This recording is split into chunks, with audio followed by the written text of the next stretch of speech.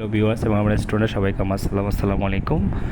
2025-26 সালে যারা এসএসসি পরীক্ষার্থী 27 সালে পরীক্ষা দিবে জানুয়ারিতে, তাদের কৃষিকা প্র্যাকটিক্যাল করার নিয়মটা আমি দেখাচ্ছি। আমাদের আর সময় আছে 5 থেকে 6 মাসের ভিতরে আমাদের এটা রেডি করতে হবে।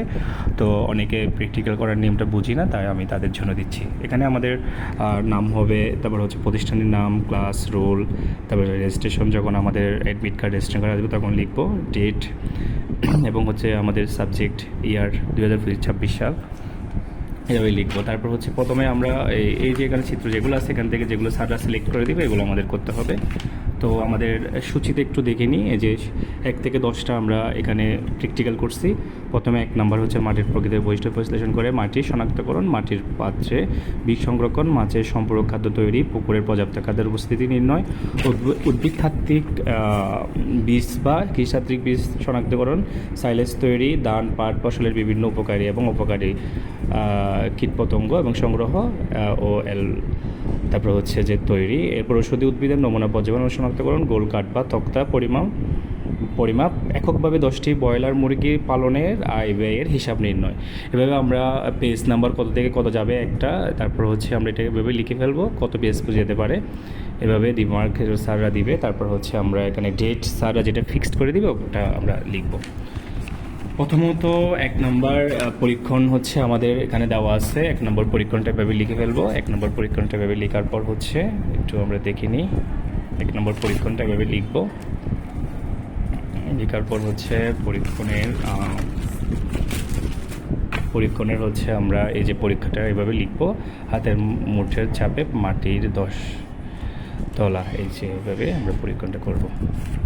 তারপর হচ্ছে আমাদের 2 নম্বর পরীক্ষণ মাটির পাত্রে ধান বীজ সংরক্ষণ, এভাবে আমরা বর্ণনা দিব। তারপর হচ্ছে বর্ণনা দেওয়ার পর হচ্ছে যে আমরা এভাবে চিত্র আঁকবো।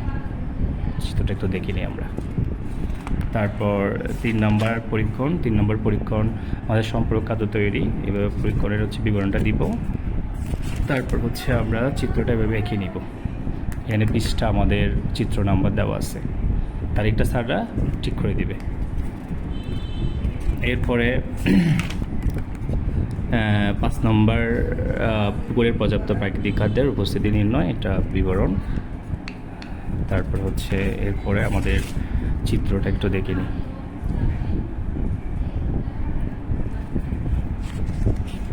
তারপর 4 নম্বর পরীক্ষণ, এটা একটু উল্টপাল্ট হয়ে গেছে। 5 নম্বরটা আগে চলে গেছে, 4 নম্বরটা পরে আসছে, এটা প্রবলেম নাই। এটা আমাদের হচ্ছে 4 নম্বর পরীক্ষণ উদ্ভিদতাত্ত্বিক বীজ বা কৃষিতাত্ত্বিক বীজ শনাক্তকরণ, আমরা এভাবে বিবরণটা দিব। দেওয়ার পর হচ্ছে এরপর পরীক্ষণটা আঁকবো। একটু পরীক্ষণগুলো দেখিয়ে দিই আমরা। নিচে কিন্তু আমাদের এই প্রত্যেকটার চিত্রের নামগুলো দিতে হবে প্রতিটা চিত্রে আঁকার পর, আমরা পেন্সিল দিয়ে করব। তারপর 6 নম্বর পরীক্ষণ বিবরণ, তার সাইলেজ তৈরি, এরপর সাইলেজ তৈরিটা কীভাবে করবো এই যে একটু দেখিয়ে দিই।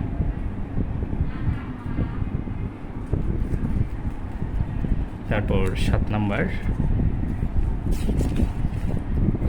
হচ্ছে আমাদের প্রথমে বিবরণ, ধান পাট ফসলের বিভিন্ন উপকারী অপকারী কীটপতঙ্গ, এই যে বিবরণের পরে হচ্ছে আমাদের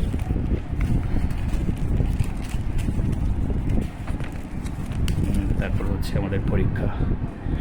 চিত্রগুলো একটু দেখে নিই। চিত্র হচ্ছে এগুলাই, ওই চিত্রে এরকম লিখে সুন্দর করে এগুলোর নাম আমাদের পেন্সিল দিয়ে করতে হবে। সুন্দর গোছালো হলে আমাদের ভালো নাম্বার, কারণ এগুলো স্যাররা ভালোভাবে দেখে। এরপর 8 নম্বর ঔষধি উদ্ভিদের নমুনা পর্যবেক্ষণ শনাক্তকরণ। তারপর হচ্ছে যে তারপর এটার চিত্রগুলো একটু দেখে নিব। এবার আমরা বক্স করে আঁকলে একটু সুন্দর হবে এবং হচ্ছে সুন্দর করে নামগুলো দিতে পারবো। এখানে আমাদের এরপর আছে 9 নম্বর হচ্ছে গোল কাঠ বা তক্তা পরিমাপ, এটা দেখে নিই এটা কীভাবে আঁকবো। এরপর হচ্ছে গোল কাঠের চিত্রটা হচ্ছে এটা। আমাদের এখানে 10টা করানো তারপর হচ্ছে 10 নম্বর হচ্ছে এককভাবে 10টি ব্রয়লার মুরগি পালনের আয় ব্যয়ের হিসাব নির্ণয়।